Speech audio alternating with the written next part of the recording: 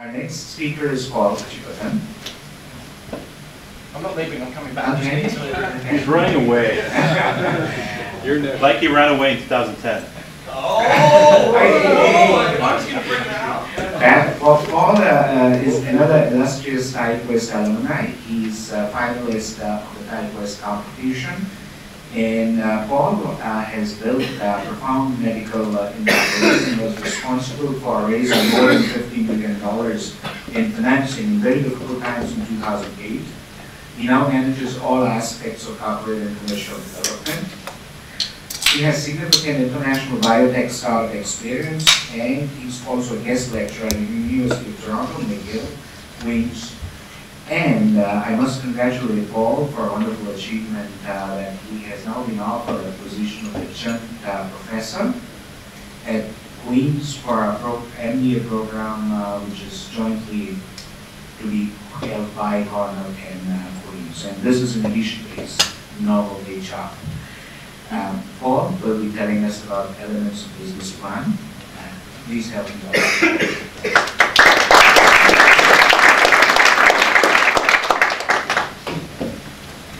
Okay, let's do it. Shall we then? No. It is true, of the three of us who presented today, I'm the only one that didn't win TideQuest. However, I'd like to show a hand just to put a judge in his place. if you had the choice of, on one hand, winning TideQuest, or on the other hand, within 2 months of not winning TideQuest, winning the Ontario Premier's or the Catalyst Award for Startup of the Year in Ontario, and doing a $15 million round, which would you choose? Those that would take TideQuest, put your hands up. Those that would take the 15 million, the 200 grand, and the Premier's Award. Thank you. There we go. And we got that. You feel better? I do, yeah, thanks. You started this. So I will take you through the elements of a business plan. But firstly, just to get an understanding of the audience, who's life sciences, medtech, who's software, hardcore software play, who is mobile apps, who's industrial processes. You already know anything industrial processes? Okay, so we've got the, is anyone kind of a less technologically, and it doesn't mean there's no merit in that, but is anyone in the room who's less hardcore tech and trying to build business like that? Sorry, yeah, please. Those two or three that aren't. Can you just give us a quick idea of what you're working on? Steve? I have an interactive fitness center using technology, but it's not social entrepreneurship. Okay. Social entrepreneurship. Social entrepreneurship and? Patented electric tractor. Sorry, say again? A patented electric tractor. Well, that sounds interesting. I was just reading something more about electric motorbikes this year, and their time has come about. So that's a good idea. Is someone at the back there? A solar tractor, single-axis solar tractor. Oh, isn't there some competition there? Maybe you two should work together. Anyway, I'm going to take you through some of the elements of the business plan as I see them. And I've got a funny feeling me, Jan, and John will build and make here several similar messages to each of the presentations. Where is my brother?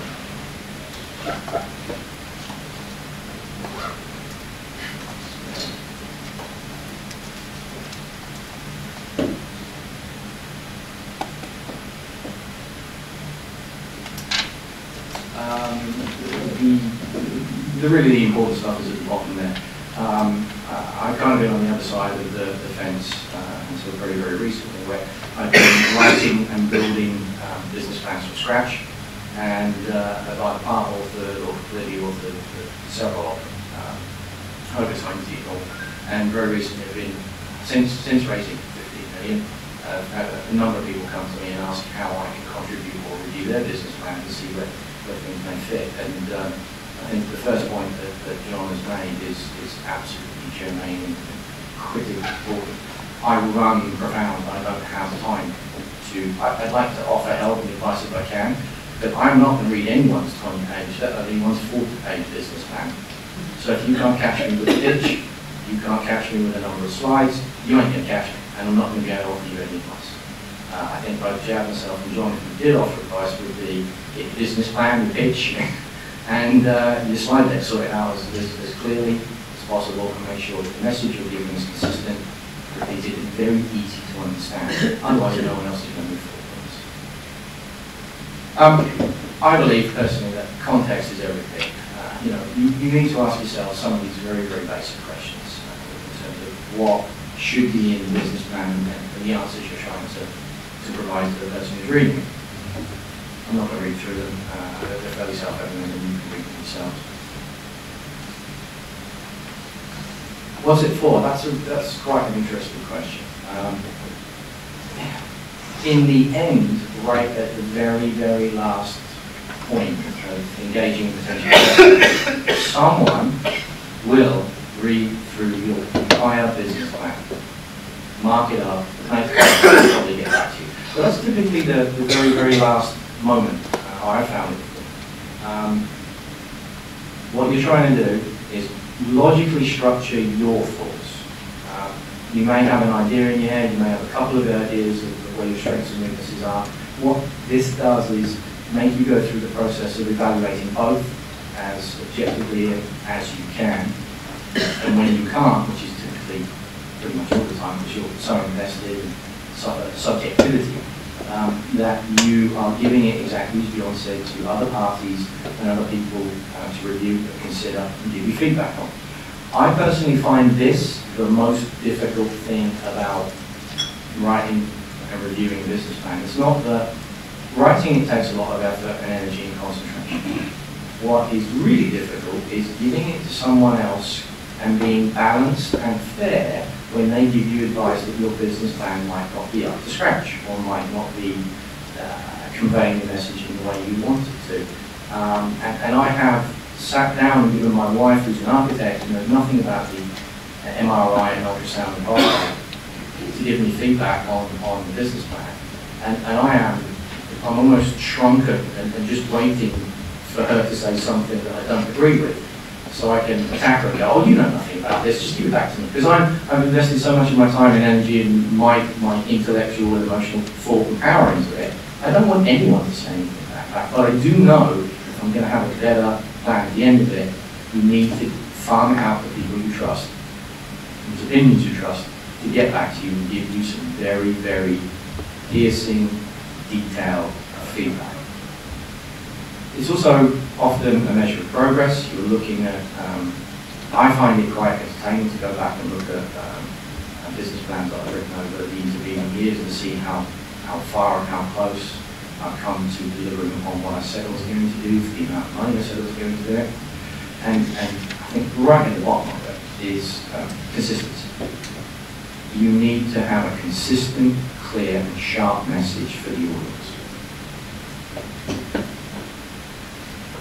When do you write a business plan? Well, it's kind of a silly question. You write it when you need in not form, in certain amount. You typically need it for a financing event or to persuade someone else that what you're doing, like a management or new management or investor, is compelling enough for them to get involved, either money or resources or whatever else they can bring, intellectual property sometimes. So the companies that I've been more recently involved in terms of business plans, DNA Genotech out of Ottawa, which sold last year for a tiny sum.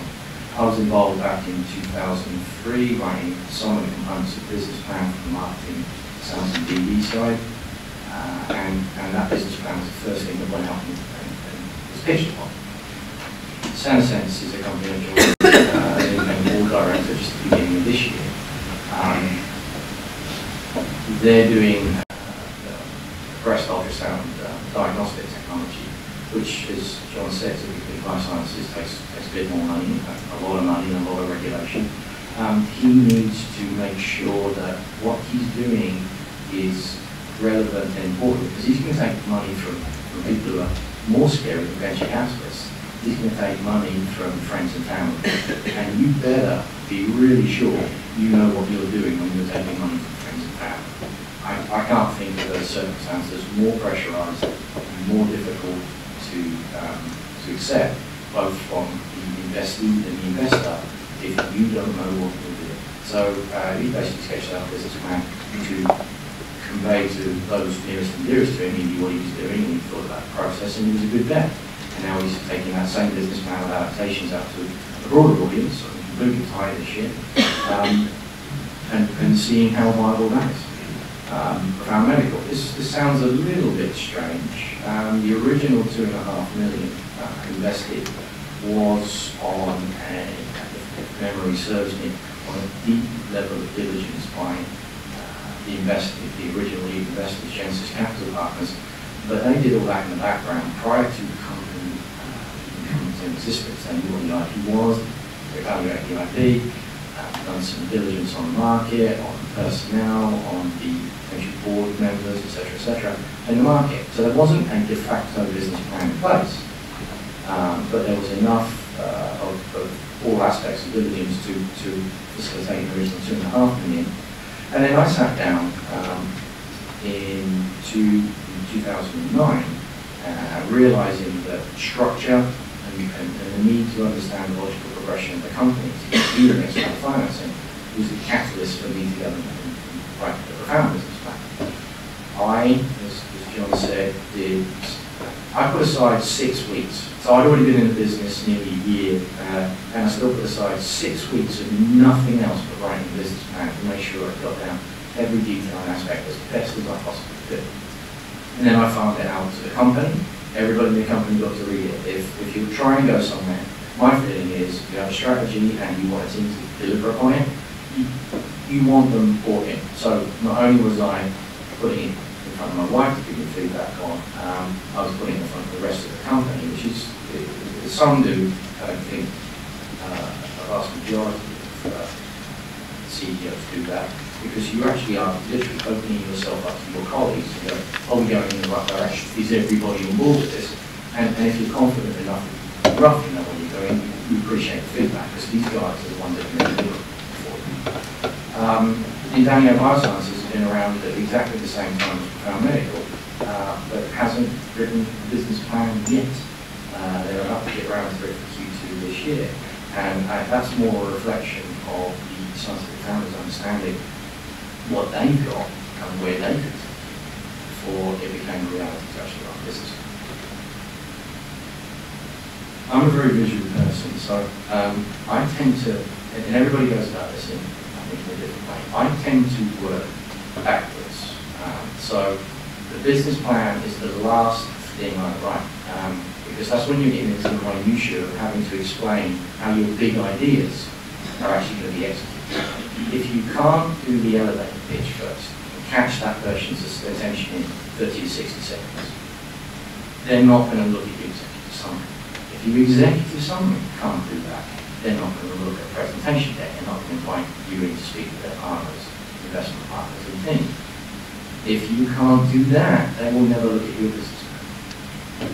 I can say with all honesty, while I have one elevator pitch, I have 4 different executive summaries, and I do adapt, I should take a step back. When I was doing the 10 million raise, I had 4 executive summaries because I would adapt that to understanding who the audience was, typically on a one-on-one, what their background of understanding of the prostate was, or MRI or ultrasound, and I would adapt the handout to the level of expertise and understanding of the technology and the market and the motivations, in particular the motivations of the person. Someone who's got a family member who's got prostate cancer, I already know they're going to read 2 pages. I can maybe push the 5 now. If they've got a venture capital background and looked at other prostate deals, sometimes you can just give them a 1 page and just get right to the point because they know the market dynamics and drivers behind prostate. I had probably, in fact I was looking at it today, some of my old pitch decks, I've got about 45 slightly uniquely adapted pitch decks, all anywhere between 20 minutes and an hour. And again, organised around who I'm talking to and why. That's why there's so many of them. Just subtle differences to make key points. And in business plan, I know I have 9. And that's 9 formal business plans. That doesn't include first draft, second draft, feedback. So after I finished the 6 weeks, and the team looked at it, the next step was to have trusted investors already and advisors to look at it and read those. And then finally, the original one. Now, we had 5 investors at Profound. I didn't write 5 separate for them because all of those were on the same page as to what the value proposition was. They'd already elevated pitch, they already understood the executive summary level, they'd all seen roughly the same presentation. And my job now was to give them a business plan and pull it all together for them. The tangibles for the business plan are quite clear. The intangibles are also equally important, and I find they're very, very important in some ways. Those of you who are pitching venture capital investors, very often you will find you are in a room pitching to someone who's seen 7 different, if they've gone through 2 years as a VC, they've probably seen 7 different value propositions and pitches related to custody. And they know a bit about it. In some circumstances you'll find yourself in a room with a PhD and or a lawyer and or an MBA and or all of those rolled into one who's got some domain expertise. I find writing the business plan structures my thoughts and my key points clearly enough that I can pitch with confidence. It's not easy when you're in front of a potential investor to go, when they're telling you you're wrong and you know you're right, and you don't only know you're right from the macro level, you know you're right from the micro level, you ought to be able to effectively defend your position, explain why there is perhaps a different perspective on that particular issue that this other person hasn't brought up on temporary understanding, prostate or MRI or ultrasound. And I think it gives you a huge boost in confidence to be able to stand in front of someone or a big audience and say, this is what we do, this is why we do it. Because anytime you do this, there's going to be a 10, 15, and the more interested the VCs are, it's going to be a 10, 15, 20, 25, 45 hour-long Q&A afterwards. And they're going to dig deep, and dig deep, and dig deep. And having that, done that business plan, and covered all the bases, gives you a great deal of confidence to speak. It also gives you, associated with that, a great deal of credibility. They're diving into areas they think you might not know about, or issues that you haven't yet covered, and you've probably covered most of them all. It gives you as well a cold hard reality check. Is what you're doing really as good as you think it is? If you haven't found it out, if you haven't drilled down the brick of the business plan, I can guarantee you, if I put a business plan in front of all of you, I'm sure typically there will be half a dozen people in the room who will be able to give me a perspective on my business plan I've not covered. So it gives you a really cold, hard reality check. Saves a lot of time, and this is a really important one. Profound has received, as I say, 10 million in venture financing, but I've also been to Iraq, OCE, and OME, and FedDevSoda, and Canadian Cancer Society, and the Prostate Cancer Canada, and the Prostate Cancer Foundation, and OETF, and OVCF, and there's probably a couple of just others.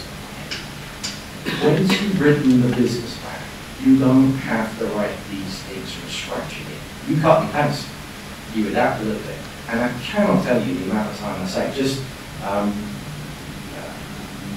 the Premier Catalyst Award actually being a good example. There was a number of sections that needed to be filled out, and if I'd not thought about it properly and I didn't have the business plan in hand, it would have been a problem. The other issue, the other benefit for it is when you're applying to OETF and OCE, ONE, etc. You as entrepreneurs can think differently and adapt your business and your activities and your operations from quarter to quarter to quarter. It's a reality of hitting challenging areas of what you're trying to execute on. And you start changing things. Well, if the federal government, provincial government, your investors are all seeing different messages, your consistency is gone, your credibility is gone, and your confidence will go down the tube. Another intangible is marketing prowess. It helps you hone what you're trying to say, how you're trying to say it, and should help you understand how to visibly represent that. The logos, colour schemes. I'll give you a perfect example. Why is Profound's pitch deck green? It's very simple. Profound's technology firmly ablates men's prostates in real time. Red would be a really bad colour, so we stay away from red. green has a much warmer, much more gentle association with it. It's a lot less threatening, positive connotations to it, so it's green. Simple as that. And then the logo, etc., comes out more. It also, if you have a consistent message, a consistent business plan, you continue to talk to people and you network and manage your contacts with the same message throughout. And that's really important. So, again, I want to make you read these, but these are, depending on, you can pretty much go to 1,000 websites and get the core components of the business plan. Relative to these, I would say, I don't know what John and Jack would say, but my experience is a lot of these things get well done. The area that often gets overlooked is a very, very solid project plan with a well thought out resourcing, timelines, deliverables. And you would not, you probably heard the adage that whatever money you're looking for, you should double the amount of money and double the amount of time. That's because, in my experience of reading other people's business plans, to some extent the ones I've written on occasion, the operational execution side of it and detailed project plan is poor. That is a common mistake that I've seen in business plans, and it does impact the timeline, your ability to raise capital, not now, but the next round that you want to raise, because you've drifted beyond deliverables and milestones you said you were going to hit in this business. A little bit of advice I've given someone I've been working with very recently, which is you don't have to have everything in your business plan. You don't have to cover page after page after page after page of the competitors. What I did for the profound business plan was pick the most universally known competitor in the prostate cancer space. And right up early after the need, put the solution that we got, and then put how we outshone in multiple levels in many ways, speed, time, accuracy, precision, throughput. Right up front against that competitor. And then down the back I had 2 pages of bold paragraph, 2 paragraphs on each of the other players in that market, because I know everybody else who knows prostate already knows the incumbents and knows their pros and cons, etc., etc. So, very important point, just get to the point and get there quickly. When you're writing a section, marketing or whatever, just put a key point in the first sentence. One I read recently has in every section gone through a great deal of effort, time and energy to mitigate away everything else, and then got to the point at the end of 3 paragraphs. Get to the point, because if someone's going to get past the elevator pitch, the 1-pager, and the pitch deck, they are going to go and they are going to speed flick the business plan you've got. And if you can dial down and just give them what is the marketing plan, what is the budget, what are the finances, how much you need, what personnel you need, what competencies you have. Just get it out in the first sentence. You don't have to explain everything. Get the key point out, try and maintain a level of brevity in what you're trying to convey. If they like it, and if they believe it, they'll mark it up, and they'll ask you about it afterwards. That's it. Those are some of my experiences with writing business plans. And Jad is particularly going to move on now to tell you about pitch and pitching, right? Do you want to take 2 questions? Sure, yeah. Go ahead. Any questions? Nobody? How often should you revisit and revise your business plan?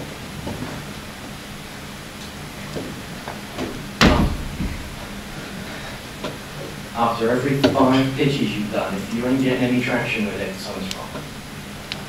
And it could be anything, so you should review all of it for traction.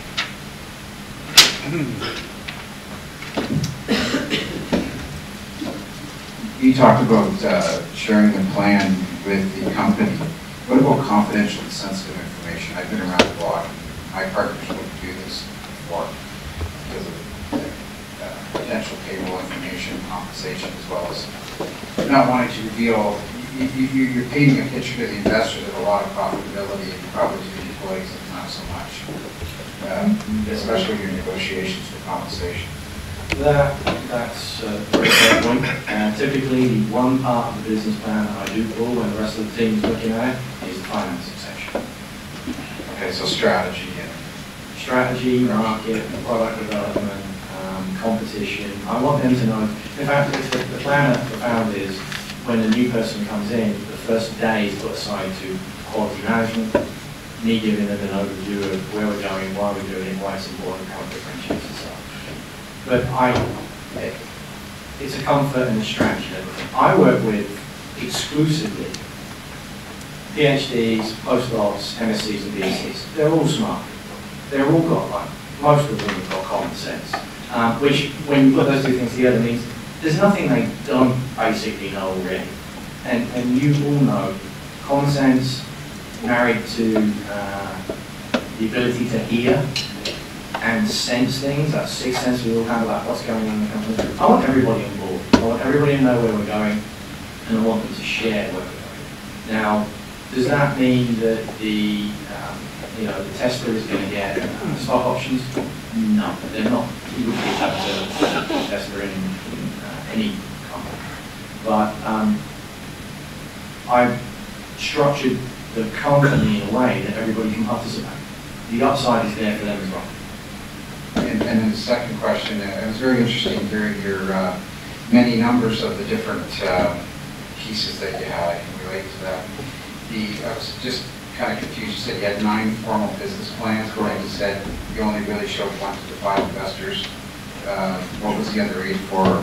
Is something that? No, that's you didn't miss anything. So Profound was obviously trying to find venture investors, and venture investors have a specific, singular, relatively easy message. There's sometimes some differences, subtle differences between, give you an example. If I'm going to a US investor, typically they want their clinical trials done in the US first, and they want it done somewhere not hugely far away from where their venture capital office is based. So I would, if they want to invest, I will make the US clinical trial happen faster, but I will need more money. I'm looking for Canadian investors. It's a slightly different dynamic. And in the end, what I'm trying to do is get a number of investors together and say, you, Mr. VC number 1, would like us to pursue a US first strategy. What do you think about that? VC investor number 2, because we're on home base here in Canada, it's cheaper, it's easier, but we don't get to the US market. Or we could go to investor number 3, who's in Europe, and we can start there and address 35% of the market. So it's a mechanism to get people to the table to discuss exactly how much, what is our final strategy, because you as investors and board of directors are going to determine that, quite frankly. We'll lay it out, but you'll tell me if you want to do something else. So that's one explanation. The other one is, and this is where you have to be much more careful why there are a different number of business plans, is strategic industrial investors. They're all looking for slightly different things. So you tailor the business plan to hit their key drivers, or what you anticipate their key drivers. My question is to all 3 guest speakers. Watching guidance again, I've often wondered, and especially if you're a startup, how do you, and pitching to investors, how do you arrive at a value for your company? And also, when you're asking them what you should offer them and for how much, so what is that process? Who's in that process? Thanks so much. Valuation is, depends who you're talking to. If you're talking to venture capitalists, they will tell you what the value is. They could agree with you there. If you're talking to angels, then it's a different, you're going to propose the valuation, and it's got to be something that is reasonable. And it really depends on how quickly can you get to market and start generating revenue so that you don't have to go back to the well again and dilute those investors. So, you can. I was at a symposium this week, and the headline speaker was Steve Burrell, who, if you're in the med tech field, is a sort of a luminary, and he's a merchant banker and a venture capitalist, and he has a information business where they send out newsletters and do market research reports and all that type of thing.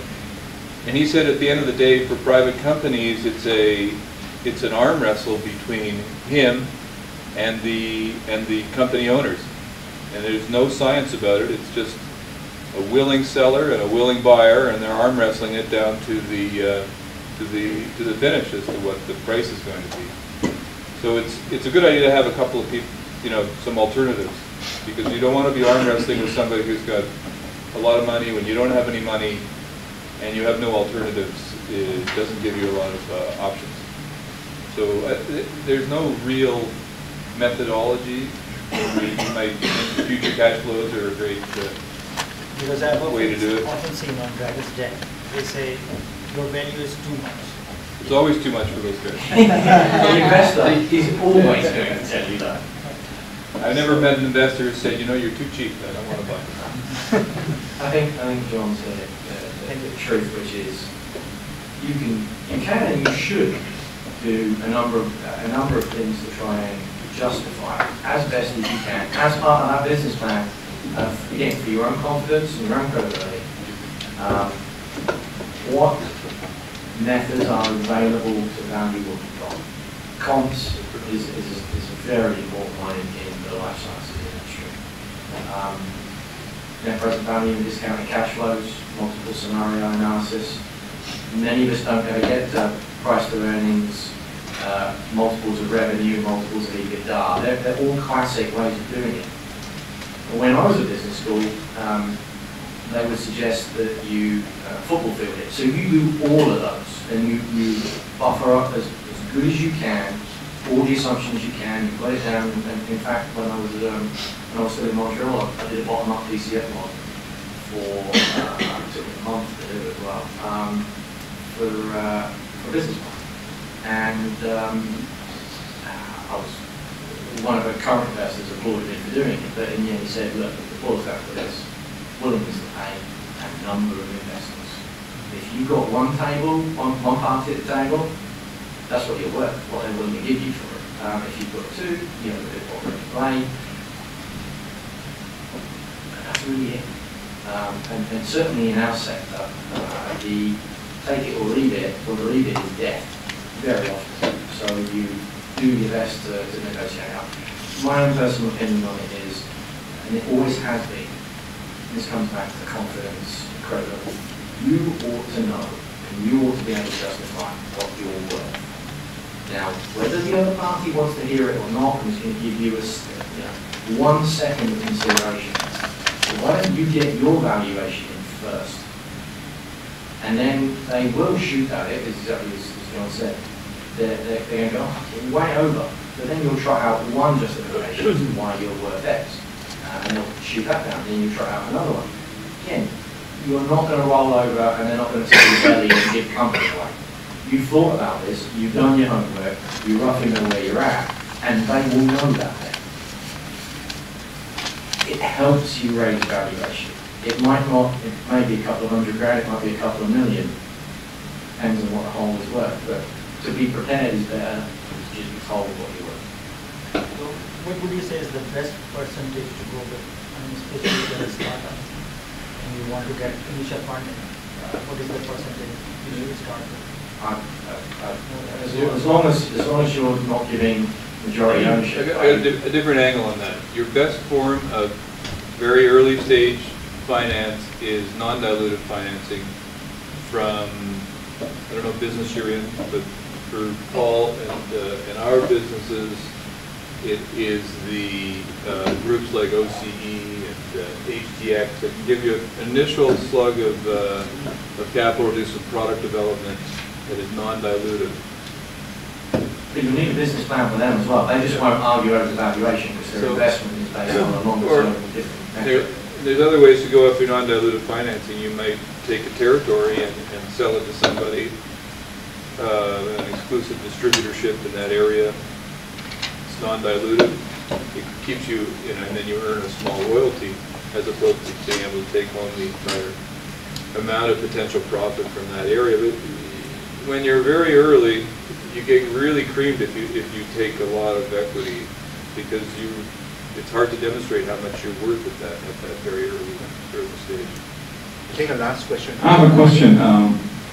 Just a quick comment with regard to the fact that you mentioned that you need to have a business plan when you need that.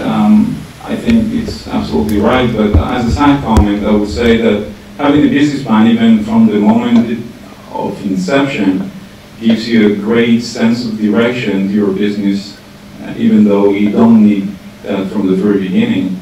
And for me, I think it worked, and I would say probably for others.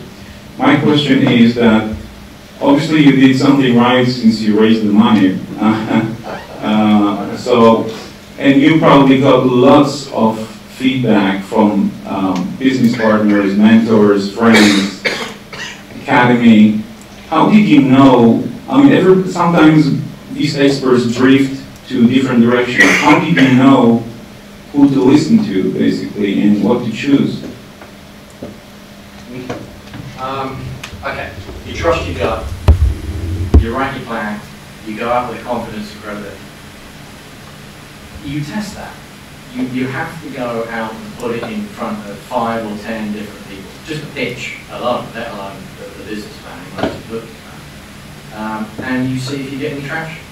And if you get absolutely creamed left, right, and centre, and there's holes through all of this, you'll find that quite quickly. So you go back and do it again, and you keep honing that until you get somewhere. If you've done it 20 times and no one's middling, you're doing something wrong. You should be confident, and you should be willing to take, don't take no for an answer. You need to push it, you need to pursue it.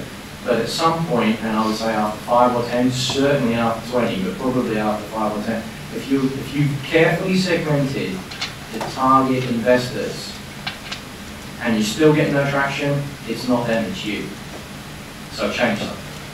And if you can, I would probably suggest the first 5 you pitch aren't the ones you really want money from. Just like sometimes they'll, believe it or not, PCs will have someone in an associated field come in and pitch because they've got a better opportunity somewhere else and they want to get a bit more range finding or competitive data. You can do that to them. You're already going in with the expectation they're probably going to say no anyway. So find out from them what their real pressure points are. Use that, value that, bring it up and develop the business plan and the pitch deck to obviate those first line of questions that they're coming in. And it will continue to build granularity and credibility. So like I say, if you have 10, if you pitch 10 and you carefully segmented them and they're not, and you're not getting through to any of them, you should change something pretty damn fast. And if you can, if one of them is open and honest, call them back and say, look, we think, I think I said it in the other session, we know the found had something really, really strong, really, really good. And I used to get driven nuts by the fact that the guys on the other side of the table couldn't see it. You know, why not? And at that point, I'd done 20 or 30 of these to the industrial base of VCs. And I knew all the answers. So I knew it was just a matter of time. I was willing to take no because they just weren't going to do what we were doing.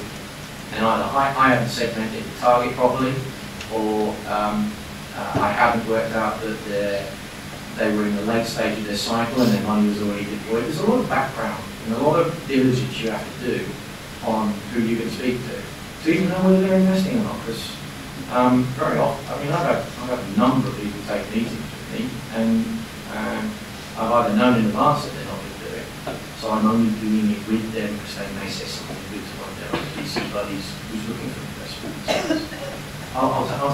I'll take a no-win pitch better than no pitch, because it always improves my business plan and my pitch to when I get the real hot target in front of me. So yeah, 5 or 10. If it's not working, you target them well, you definitely need to take a very, very close look at it.